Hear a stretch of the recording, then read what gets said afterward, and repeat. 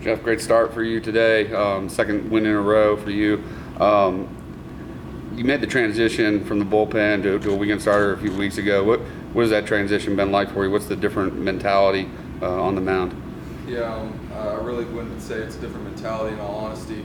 At the end of the day, it's about winning and competing my tail off to allow us to put us in a position to win a game. So for us, every time I go out there, I don't know how long I'm going to be out there. It could be 3-4 innings, and then they unleash the bullpen. But if I go out there, it's every single inning I'm just trying to put up zeros to allow our offense to score runs. Are you throwing as many fastballs or mixing in others fastballs in the starter board than coming out of the bullpen? Probably just kind of. Yeah, I would say I'm probably throwing a little bit more fastballs. I would say that I'm using more selective of my off-speed pitches. I'm using my slider and my changeup as much. I use sliders a lot today against right-handers, which if you look against Virginia, I didn't use sliders very much. So that all goes into game planning. But at the end of the day, my fastball velo may not be as high as it used to be, but I'm just trying to compete. If I can locate it very well in the top of the zone, and use my off-speed pitches off of that, then I'm going to be very competitive. Max, how good does it feel for y'all to have clinched a spot in the ACC tournament? It's been a historically great year for the conference. Yeah, I mean, there's a lot of really good teams in the ACC this year. It's just it's a really big deal to us, especially to where we started for ACC play and being able to clinch a spot into the ACC tournament.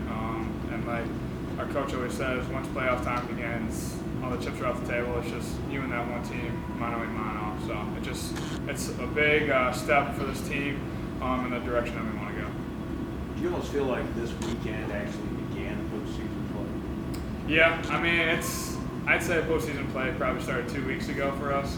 I know like the 2 weeks ago, Coach Lee was like, every game for us is a playoff game. So you can't be looking ahead at the Saturday or Sunday game. It's all about the Friday game and just taking care of business that Friday. So we've kind of had that playoff game mentality for a couple weeks now, and it's the same thing tomorrow.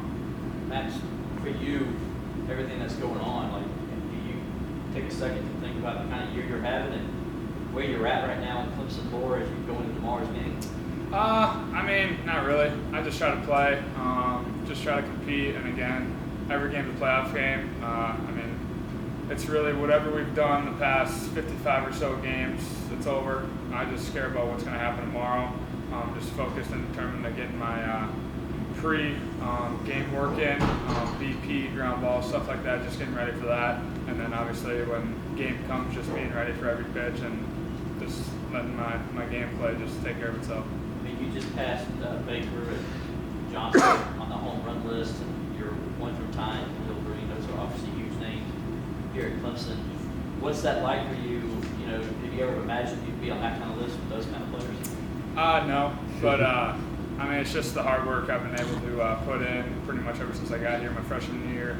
All the experience I've been able to take my freshman year has really helped me get to this point. And again, I'm just still trying to keep working, trying to get better, and just trying to get this team in the right direction.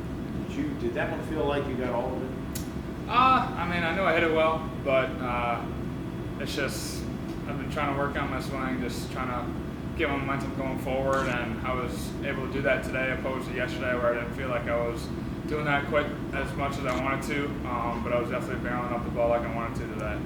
You're one behind Texas's Ivan Melendez for the National Home Run Lead. Do you even keep half an eye on what he's doing? Are people in your ear about that? How do you put that out of your mind? Yeah, I mean, I see the lists pretty much every week, but I mean, I really don't care. It's just I'm just trying to get the team in the right direction, just do my part and try to put good at-bats together and good defense. I know pitching will do their job to help us put our offense in the right situation, and that's pretty much all I'm really thinking about.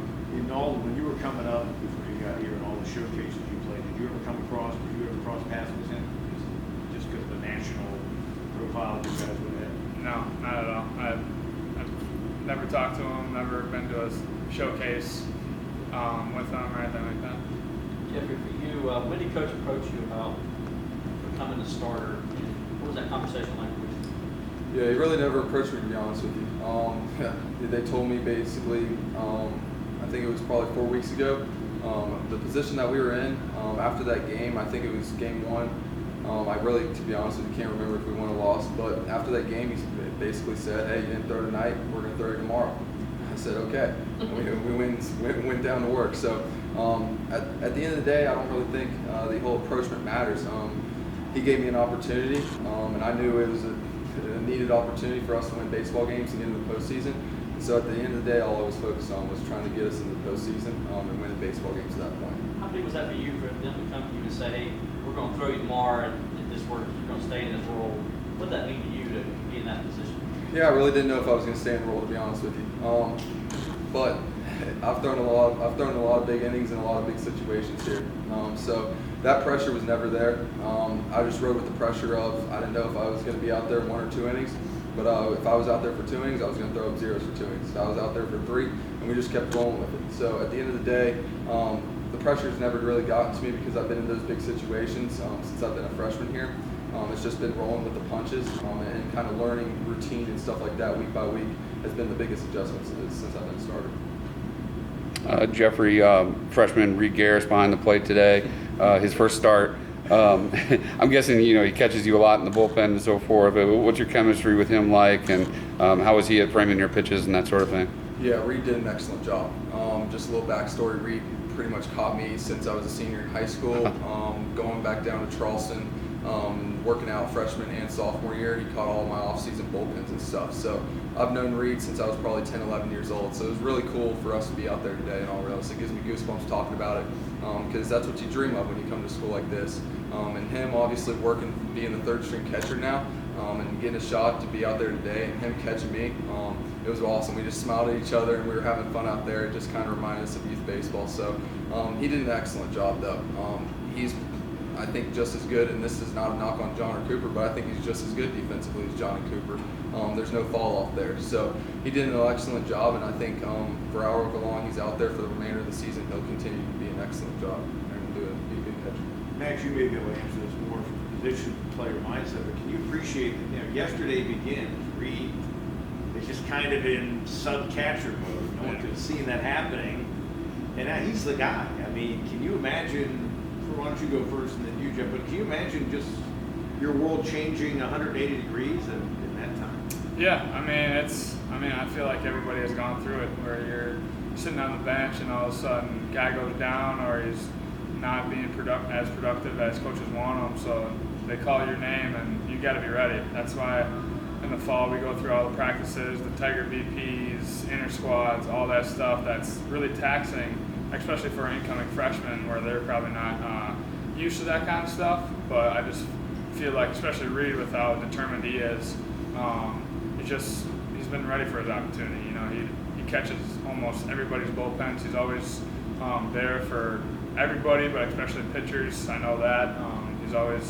He'll text in our group chat like, hey, if anybody wants me to catch them today, like, I'm there for you, whatever. So he's definitely got the reps, and he definitely deserves this opportunity that he's got. The fact that again, the game's already begun and he's doing it, did he come over to you and say anything? Because you probably would have just been in the dugout yesterday, I'm talking about, to say like, oh my God, look what's happening. Was there any kind of conversation? Yeah, he looked me dead in the eyes and said, well, here we go. So I knew he was ready for it. He's one of those dudes that he works his tail off. He's always prepared for whatever outcome. And so he was just like, well, here we go. I mean, I think last week in one day he caught 5 bullpens. So, I mean, that tells you the work that he puts in. He's probably one of the most selfless guys on our team, but also one of the hardest workers. So for him, he was ready, and I knew it. So. Anything else? All right, thank you guys. Thanks, guys. Congrats.